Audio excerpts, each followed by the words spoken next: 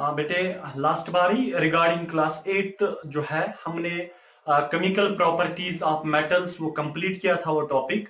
और अगर उसमें कुछ आपको कंफ्यूजन रहा होगा then you can comment on YouTube, ठीक है ना। वहां पे आप कमेंट में बोल सकते हैं अपना क्वेश्चन जो आपको कंफ्यूजन में रहा होगा वो भी बता सकते हैं आप।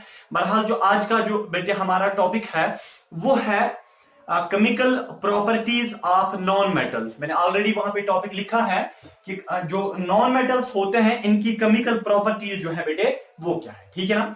जैसे हमने पढ़ा कि जब मेटल्स मिलते हैं ऑक्सीजन के साथ, ठीक है ना, ये केमिकल प्रॉपर्टी है मेटल्स की। फिर वहां पे क्या देते हैं, इसी तरह जब मेटल्स मिलते हैं वाटर के साथ वहां पे वो क्या बनाते हैं बेटे। इसी तरह यानी कि जो केमिकल प्रॉपर्टी मेटल्स की है बिल्कुल वही प्रॉपर्टीज हम पढ़ेंगे नॉन मेटल्स के बारे में।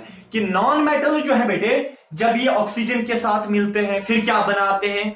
जब नॉन मेटल्स वाटर के साथ मिलते हैं, रिएक्ट करते हैं, मिक्स होते हैं, मिक्सचर बनाते हैं, फिर वहां पे क्या बनता है वही चीज हम यहाँ पे देखेंगे बेटे। सबसे पहले मैं लिखता हूं यहाँ पे कि मैंने टॉपिक लिखा है chemical properties of non metal. सबसे पहली वाली जो प्रॉपर्टी नॉन मेटल्स की है बेटे वो है reaction of non metal. NM होता है नॉन मेटल, ठीक है ना, विद ऑक्सीजन।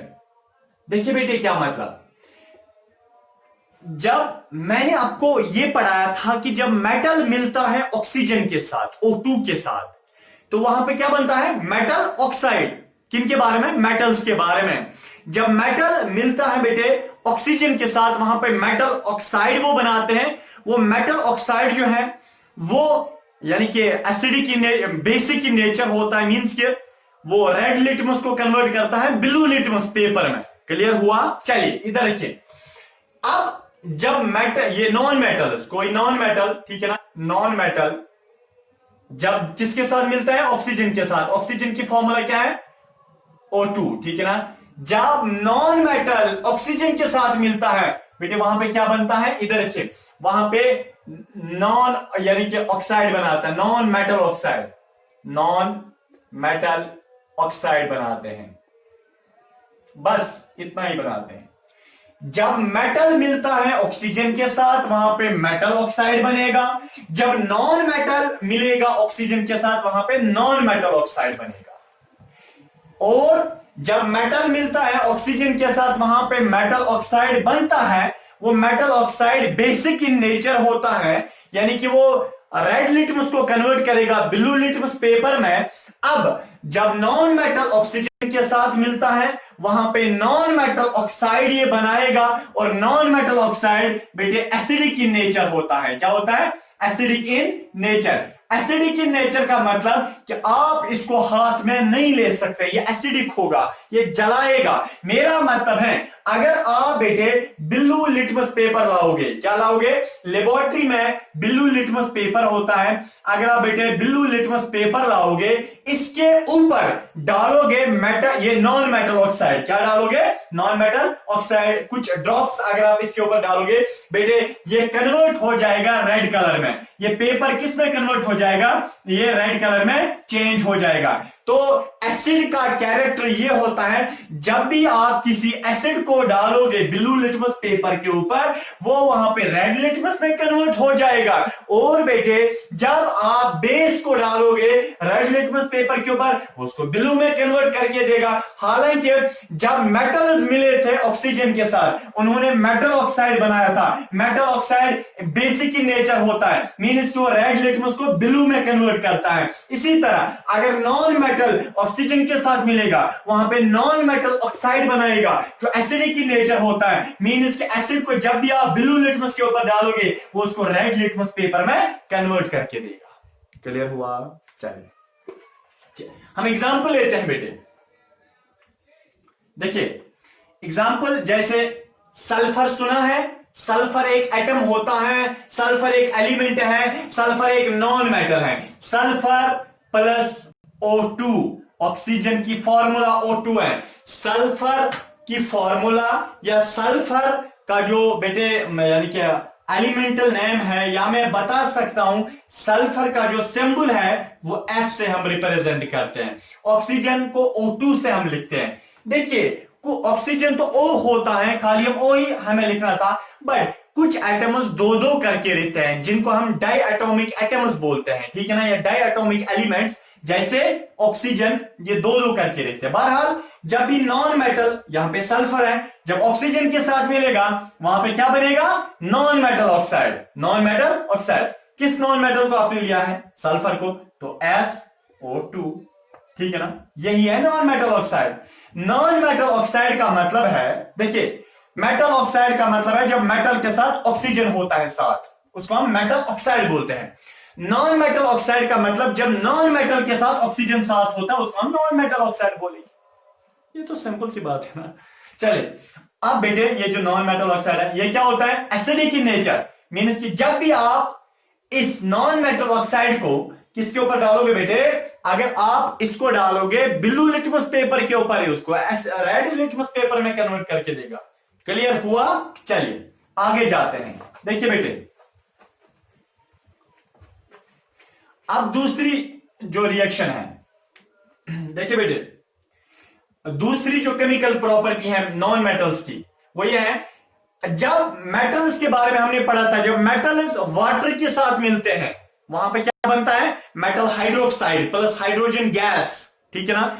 यहां पे जब नॉन मेटल्स हम मिलाएंगे और वाटर के साथ, यानी कि reaction of non metals with water, जब मेटल्स को हमने वाटर के साथ मिलाया था, याद कीजिए तब क्या बना था, जब मेटल्स वाटर के साथ मिले थे उन्होंने मेटल हाइड्रोक्साइड बनाया था और हाइड्रोजन गैस अलग दिया था।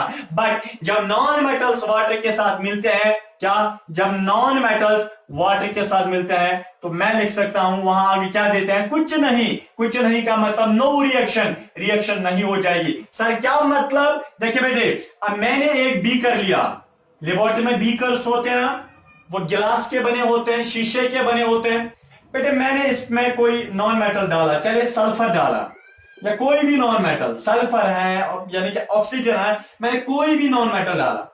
इस नॉन मेटल के साथ बेटे अगर मैं अब वाटर ऐड करता हूं, क्या करूंगा, ऐड, वहां पे क्या हो जाएगा, कुछ नहीं, सल्फर वहां पे वैसा ही रहेगा जैसे आपने डाला था और वाटर वहां पे वैसा ही रहेगा जैसे आपने ऊपर से डाला। क्लियर, कुछ नहीं हो जाएगा। इसको हम जब कुछ नहीं हो जाएगा, दो चीजों को मिलाने की कोशिश जब आप करते हैं, जब वो नहीं मिलते हैं, इसका मतलब नथिंग हैपन, ठीक है, कुछ नहीं होता है, तो इसी को हम बोलते हैं नो रिएक्शन। तो रिएक्शन नहीं होती है। जब भी नॉन मेटल वाटर के साथ मिलता है तो वो नहीं मिलते हैं, नो रिएक्शन, कोई रिएक्शन नहीं होते हैं, खाली मेटल्स वाटर के साथ मिलते हैं। क्लियर हुआ। चले ये भी इजी हो गया। अब देखिए और आसानी चाहते हैं, चले मैं, देखिए तीसरा हमने बेटे पढ़ा था, जब मेटल्स की तीसरी प्रॉपर्टी, जब मेटल्स एसिड के साथ मिलते हैं, एसिड, डाइल्यूट एसिड है, एसिड बोलो एक ही बात है, डाइल्यूट का थोड़ा अलग होता है, हायर कॉन्सेप्ट है। देखिए जब मेटल्स एसिड के साथ मिलते हैं, उन्होंने क्या बनाया था बेटे, वहां पे उन्हें साल्ट प्लस हाइड्रोजन गैस बनाया था। याद है जब मेटल्स बेटे मिले थे, तीसरी प्रॉपर्टी मेटल्स की, जब मेटल्स एसिड के साथ मिले थे उन्होंने वहां पे साल्ट बनाया था और हाइड्रोजन गैस बनाया था। बट अगर नॉन मेटल की हम बात करेंगे, जब नॉन मेटल मिलेंगे एसिड के साथ, तो मैं लिखूंगा जब reaction of non metal with acids, जब नॉन मेटल एसिड के साथ मिलेंगे क्या हो जाएगा, तो नॉन मेटल प्लस एसिड, जब नॉन मेटल एसिड के साथ बेटे मिलेंगे वहां पे क्या आगे हो जाएगा, नो रिएक्शन, कुछ नहीं। नॉन मेटल एसिड के साथ नहीं मिलते हैं, मेटल्स एसिड के साथ मिलते हैं। जब मेटल्स मिले थे एसिड के साथ, वहां पे क्या बनाया था, साल्ट प्लस हाइड्रोजन गैस दिया था, साल्ट बनाया था और हाइड्रोजन गैस बनाया था। बट जब नॉन मेटल एसिड के साथ मिलते हैं कुछ नहीं होता है, वैसे के वैसे ही रहते हैं जैसे आपने डाले थे, तो इसका मतलब नो रिएक्शन। आसानी हो गई ना, आप भी यही चाहते हैं, मुझे पता है। चलो बेटे नेक्स्ट इधर के मेटल्स के बारे में हमने पढ़ा था, उनकी चौथी प्रॉपर्टी कि जब मेटल्स बेसिस के साथ मिलते हैं, बेस के साथ, जब मेटल्स बेस के साथ बेटे हमने पढ़ा था ना, जब मेटल्स बेस के साथ मिलते हैं उन्होंने वहां पे साल्ट बनाया था और हाइड्रोजन गैस बनाया था मेटल्स ने।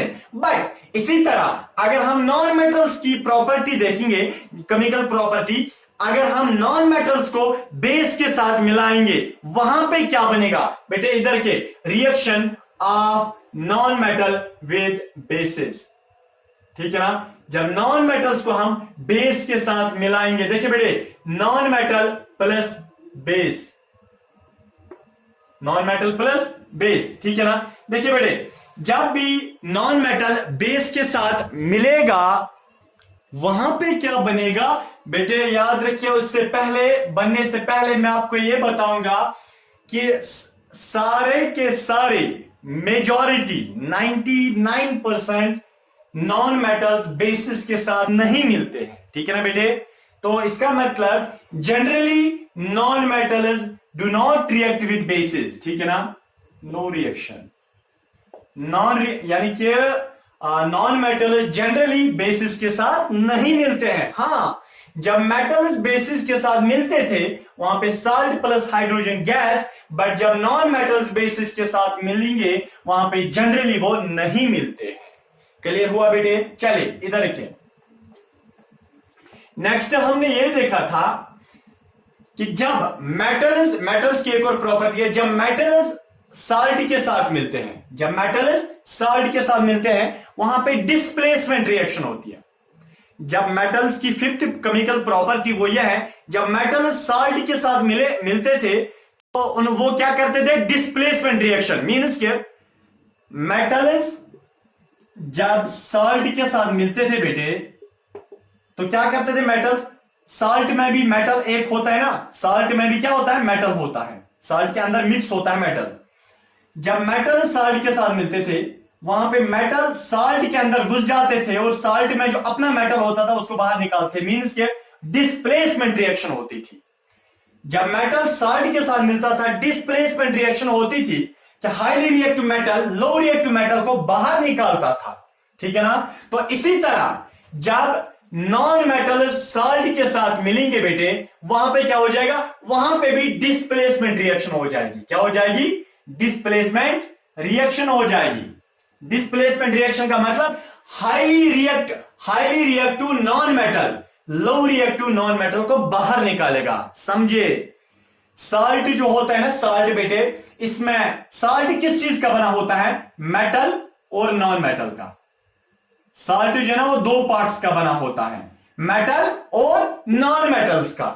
इसी तरह देखिए क्या है, जब मेटल साल्ट के साथ मिलता था, जब मेटल साल्ट के साथ मिलता था तो मेटल जो है वो साल्ट के अंदर जो मेटल वाला पार्ट था उसको बाहर निकालता था, ठीक है ना, वहां पे खुद जगह पकड़ता था। बट आज हम नॉन मेटल्स की केमिकल प्रॉपर्टी पढ़ते हैं।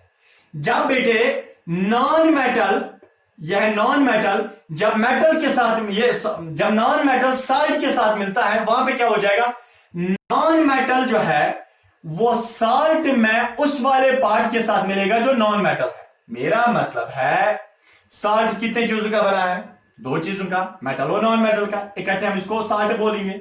देखिए क्या हो जाएगा, अगर नॉन मेटल को हम साल्ट के साथ मिलाएंगे, ये नॉन मेटल आएगा, ये साल्ट के नॉन मेटल के साथ मिलेगा, उसको क्या निकालेगा, बाहर, वहां खुद जगह पकड़ेगा, ठीक है ना। इसका मतलब है यहां पे भी डिस्प्लेसमेंट रिएक्शन होती है।